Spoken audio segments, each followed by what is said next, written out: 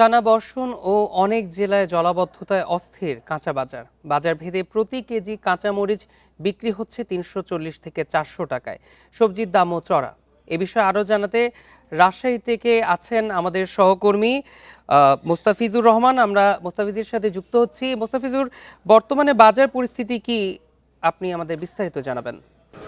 দেখুন, শুক্রবার হলেই ছুটির দিন, বাজার একটু বাড়তি থাকে, এটি স্বাভাবিক হলেও আজকে আমরা দেখেছি যে বিশেষ করে কাঁচামরিচের দাম এটি অস্বাভাবিকভাবে বেড়ে গেছে। আজকে ঠিক এক সপ্তাহ আগেও আমরা দেখেছিলাম যে রাজশাহীর বাজারে কাঁচামরিচ বিক্রি হয়েছে 50 থেকে 60 টাকা কেজি। আজকে সেই কাঁচামরিচ বিক্রি হচ্ছে 300 থেকে 320 টাকা, কোথাও 330-40 টাকা পর্যন্ত বিক্রি হতে আমরা দেখেছি। এবং এখানে ব্যবসায়ীরা যে বিষয়টি বলছেন, এখানে যারা এখানে মূলত খুচরো বিক্রেতারা রয়েছেন, তারা যে বিষয়টি বলছে যে অধিকাংশ জমি পানিতে তলিয়ে যাওয়া এবং গাছগুলো মরে যাওয়ার কারণে দামটি এমন হয়েছে বা দামটি বাড়তির দিকে রয়েছে।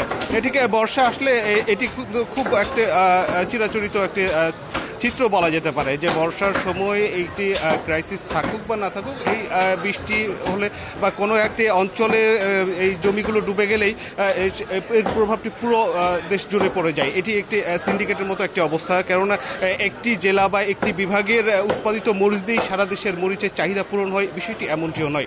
ঠিক রাজশাহীতে যদি বলি, রাজশাহীতে সেই ম্যাসিভ আকারে কিন্তু আমরা দেখিনি যে বৃষ্টি হয়েছে, জমি পানিতে তলিয়ে গেছে, সেটি নেই। কিন্তু তারপর কাঁচামরিচের দামের প্রভাব পড়েছে এবং সেটি আজকে 300 টাকা, 325 থেকে 30 টাকা কেজি বিক্রি হচ্ছে। যদিও আমরা দেখেছিলাম যে গেল বছর এটি 400 টাকা ছাড়িয়ে গেছিল, সেই তুলনায় বলা যেতে পারে কিছুটা কম রয়েছে এই সিজনে। এবং অন্যান্য সবজির কথা যদি বলা হয়ে থাকে, করলা আজকে বাজারে বিক্রি হচ্ছে 100 টাকা কেজি দরে এবং বেগুন বিক্রি হচ্ছে 100 টাকা কেজি। এরপরে যদি বলা হয়ে থাকে শসা, সেটিও কিন্তু দাম বেশ চড়া, আজকে বাজারে যাচ্ছে 120 থেকে 30 টাকা। এবং আরেকটি উল্লেখযোগ্য বিষয় যে পেঁয়াজের দাম, যেটি আমরা দেখেছিলাম যে গেল 3-4 মাস ধরে কিন্তু আমরা দেখেছি যে পেঁয়াজের দামটি ছিল 40 থেকে 45 টাকা সর্বোচ্চ গেছে, কিন্তু আজকে বাজারে বিক্রি হচ্ছে 55 থেকে 60 টাকা কেজি দরে। পেঁয়াজের দামটিও হঠাৎ করেই বেড়ে গেছে। এবং শুধু সবজির বাজার নয়, আমরা দেখেছি মাছের বাজারও কিন্তু বেশ বাড়তি, মাছের বাজারটাও অস্থিতিশীল। সেখানেও কিন্তু মাছ ভেদে যে পাবদা মাছগুলো বিক্রি হয়েছিল 400 থেকে 450 টাকা, আজকে সেটি রাজশাহীর বাজারে বিক্রি হচ্ছে 600 টাকা। ট্যাংরা যে মাছ, সেটিও কিন্তু 600 টাকার নিচে বা 700 টাকার নিচে বিক্রি হচ্ছে না। এইভাবে রুই কাতল প্রত্যেকটি ক্ষেত্রে কিন্তু মানভেদে আমরা দেখেছি যে 100 থেকে 150 টাকা পর্যন্ত বেড়ে গেছে। তো রাজশাহীর বাজারে সবজি থেকে শুরু করে মাছের বাজার সবকিছুতেই কিন্তু প্রভাব পড়েছে, ডিমের দামটিও বাড়তি। তো এখন পর্যন্ত বলতে পারি যে সবজির বাজার রাজশাহীতে 60 থেকে 70 টাকার নিচে কোনো সবজি রাজশাহীর বাজারে মিলবে না। তো এই ছিল রাজশাহীর কাঁচা বাজার থেকে সর্বশেষ। মোস্তাফিজুর, আপনি সঙ্গে যুক্ত থাকুন। আমাদের সঙ্গে যোগ দিয়েছেন ঢাকা থেকে আমাদের সহকর্মী সুমাইয়া সানজানা নিম্মি। সুমাইয়া, আপনি শুনছিলেন যে রাজশাহীর বাজার পরিস্থিতি জানাচ্ছিলেন, ঢাকার বাজার পরিস্থিতি আজ ছুটির দিন উপলক্ষে কেমন দেখছেন?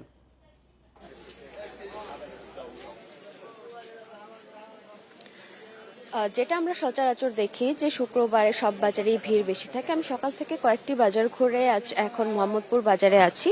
মোহাম্মদপুর বাজারে ভিড় আছে, ক্রেতা রয়েছেন সবখানেই। আর এখানে আজকে যেটা সবার অভিযোগ, সেটা হচ্ছে যে কাঁচা মরিচের দাম বেড়ে গিয়েছে। কাঁচা মরিচের দাম হয়েছে 400 টাকা প্রতি কেজি, কিন্তু কিছু কিছু দোকানে এটা 350 টাকাও রয়েছে। গত সপ্তাহে ছিল 300 টাকা, এর আগের সপ্তাহে ছিল 100 কিংবা 150 টাকা। এই যে কয়েকদিনের ব্যবধানে প্রায় দ্বিগুণ হয়ে যাওয়া দাম, এটা নিয়ে ক্রেতাদের মধ্যে একটি ক্ষুব্ধ প্রতিক্রিয়া তৈরি হয়েছে। এছাড়া আরেকটি ব্যাপার যেটা দেখা যাচ্ছে যে রাজধানীর বাজারগুলোতে 100 টাকা 120 টাকার কমে কোনো সবজি নেই। শুধু কম টাকার মধ্যে কোনো সবজি যদি পাওয়া যেতে পারে, সেটি হচ্ছে পেঁপে। এছাড়া সকল কিছু, যেমন বলতে পারেন ধুন্দুল 80 টাকা কেজি, কাঁকরোল 100 টাকা কেজি, চিচিঙ্গা বিক্রি হচ্ছে আজকে 80 টাকায়, করলা বিক্রি হচ্ছে 120 টাকায়। এছাড়া পাশাপাশি যেটা আমরা লক্ষ্য করছি যে গত সপ্তাহের মতো আজকের বাজারেও পেঁয়াজের দাম বেড়ে গেছে। কিছু দোকানে 55 থেকে 60 টাকা বিক্রি হচ্ছে, কিছু দোকানে 60 কিংবা 75ও বিক্রি হচ্ছে। আর এই ব্যাপারটা লক্ষ্য করে থাকবেন যে আলুর দামটাও কিন্তু বেড়ে গিয়েছে, যেটা গত কয়েক দিন আগে আলুর দাম ছিল 20 কিংবা 25 টাকা, আজকে সেটি বিক্রি হচ্ছে 30 টাকায়।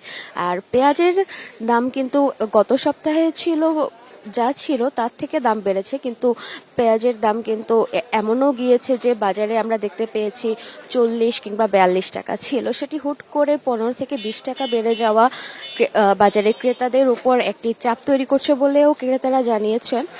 আমি বিক্রেতাদের সাথে কথা বলে জানতে পারি যে তারা বলছেন একই অভিযোগ, বর্ষাকাল, অতিবৃষ্টির ফলে ফলন নষ্ট হয়েছে, তাই তারা দাম বাড়াতে বাধ্য হচ্ছে। কিন্তু প্রত্যেক দিনের বাজার পরিস্থিতির মতো আজকে যখন আমি বাজারে আসলাম, বাজারে আজ বেশ ঝলমল আলোতে সরবরাহ বৃদ্ধি পেয়েছে, পণ্যবাহী ট্রাক এসেছে অনেক, বাজারে কোনো সবজির অভাব নেই, কিন্তু দাম কিন্তু কমছে না।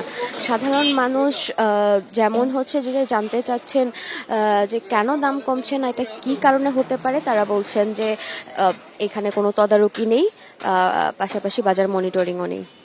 তো এই ব্যাপারগুলোই আমার কাছে ছিল এইখানে বাজার দেখতে। কিন্তু সব থেকে বেশি যেই পরিস্থিতিটা ক্রেতাদের মধ্যে একটি প্রতিক্রিয়া তৈরি করেছে সেটা হচ্ছে যে মরিচের দাম, পেঁয়াজের দাম আর আলুর দামটা নিয়ে।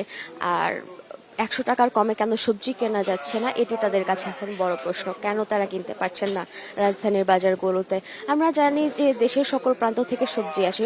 নিমি, আপনি আমাদের সঙ্গে যুক্ত থাকুন। আমাদের সঙ্গে চট্টগ্রাম থেকে যুক্ত হয়েছেন আমাদের সহকর্মী আহসান রিটন। আমরা চট্টগ্রামে বাজার পরিস্থিতি জানতে চাই। রিটন, আপনার কাছে আমরা শুনছিলাম ঢাকার বাজার পরিস্থিতি যেখানে দাম অনেক বেশি বলছিল আমাদের সহকর্মী, চট্টগ্রামে বাজারে কেমন দামের পার্থক্য দেখছেন?